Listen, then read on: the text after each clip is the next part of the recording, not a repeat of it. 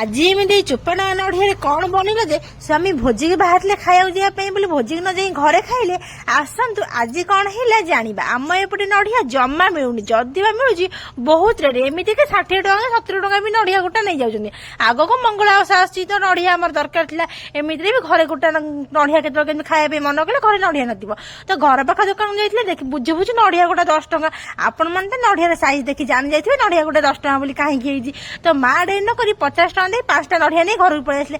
ଆଜି ଏଇ ନଡ଼ିଆରେ ମା କହିଲେ ଗୋଟେ ବଢିଆ ଜିନିଷ ବନେଇବି ଯାହାକି ତମେ ମାନେ କେବେ ଆଗରୁ ଖାଇନଥିବ। କଣ ପଚାରିଲି ମା କହିଲେ ତ ସବସ୍କ୍ରାଇବର ମାନଙ୍କୁ ପଚାରେ ସେମାନେ କେବେ ନଡ଼ିଆରେ ଏମିତି ତରକାରୀ କରି ଖାଇଛନ୍ତି। ଯଦି ନ ଖାଇଛନ୍ତି ନିହାତି ଏ ରେସିପି ଟ୍ରାଏ କରନ୍ତୁ ଆଉ କମେଣ୍ଟ ବକ୍ସରେ ଜାଣନ୍ତୁ ରେସିପି କେମିତି ହେଇଥିଲା। ମା ଯେତେବେଳେ ତରକାରୀ କରିସାରିଲେ ସ୍ୱାମୀ ମୋର ବାହାରିଲେ ଘର ପାଖ ଭୋଜି ଖାଇବା ପାଇଁ ବୋଲି। ଯେତେବେଳେ ସେ ଜାଣିଗଲେ ନଡ଼ିଆ ବରା ତରକାରୀ ହେଇଛି ବୋଲି ସିଏ ଆଉ ଭୋଜିକି ନ ଯାଇକି ବାଧ୍ୟ ହେଇକି ଘରେ ଖାଇଲେ। ଏତେ ତରକାରୀ ଟେଷ୍ଟ ଥିଲା ଯେ ଆପଣ ମାନେ ନିହାତି ଟ୍ରାଏ